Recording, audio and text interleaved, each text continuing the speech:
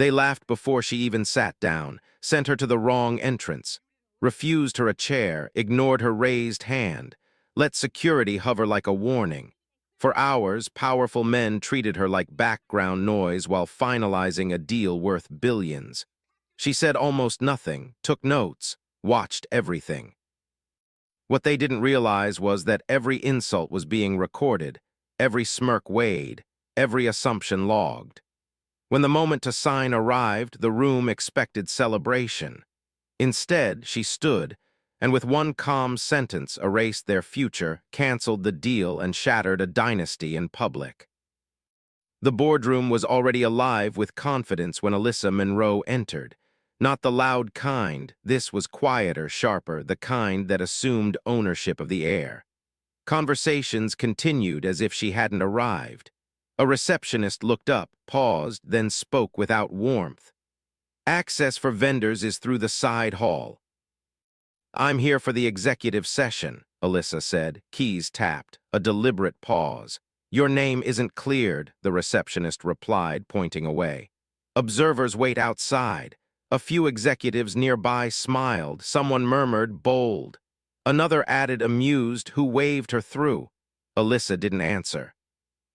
She walked past the rope and took an empty chair at the end of the table. No one offered a greeting. The meeting began as if she were invisible. At the head sat Darren Holt, the favored successor of a dynasty that had never been questioned. He spoke with the certainty of someone who had inherited outcomes, not earned them. "We finalized today," Darren announced. "This acquisition secures our future." The number appeared on the screen in heavy letters, $2.9 billion. Heads nodded, smiles followed. Alyssa watched closely. She knew the projections. Her firm had stress-tested them months earlier. She knew exactly which assumptions would break first. She raised her hand. Darren didn't acknowledge her. "Let's stay focused," he said, waving the moment away. A ripple of approval moved the table. A director leaned to another. "She's patient," he whispered, entertained.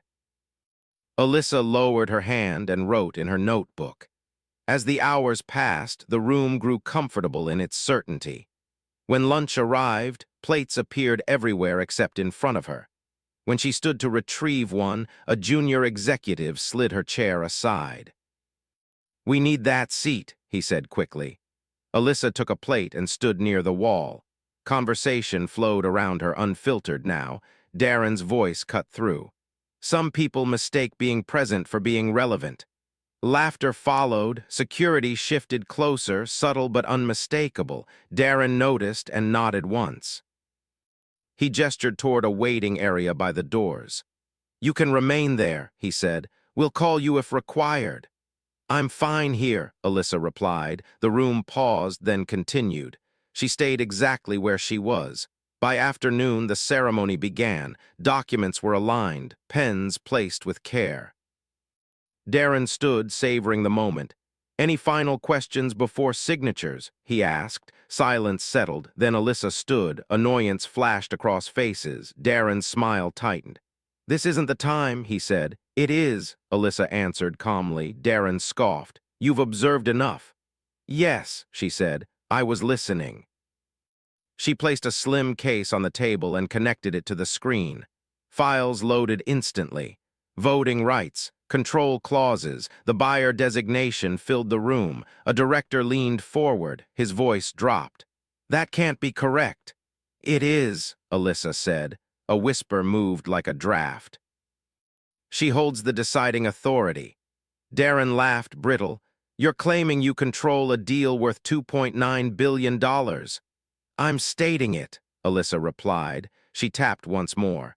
Audio filled the room, clear, time-stamped. Remarks about entrances, jokes about seating, instructions to keep her waiting. The board heard itself unedited. Darren shot to his feet. "This is manipulation." "This is diligence," Alyssa said. She faced the room.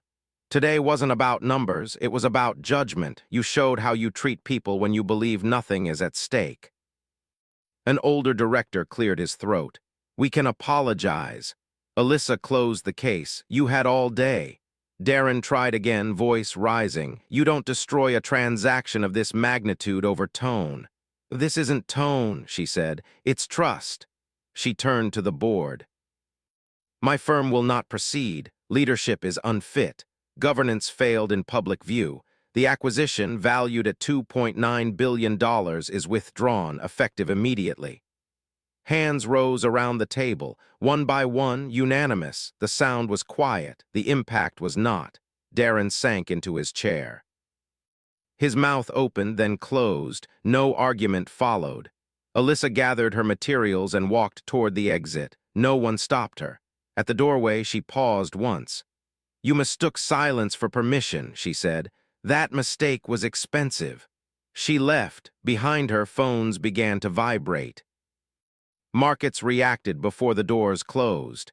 Analysts spoke in urgent tones. Partners reconsidered. By the end of the day, valuations fell. Within weeks, leadership resigned. A legacy built over decades unraveled under scrutiny it had never anticipated.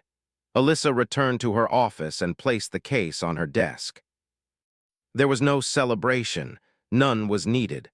Power had entered quietly, endured everything, and spoken only when it mattered. They learned too late what silence really costs. Did this story hit hard? If you've ever been ignored, talked over, or quietly dismissed, this moment was for you. Like this video, share it with someone who needs the reminder, and comment where you're watching from and which humiliation cut deepest. Subscribe and turn on notifications for more stories where silence becomes strategy and arrogance pays the price.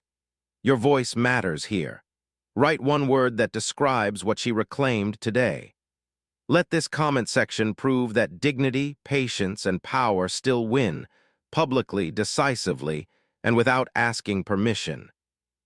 Stand tall, remember this lesson, and never shrink yourself again ever.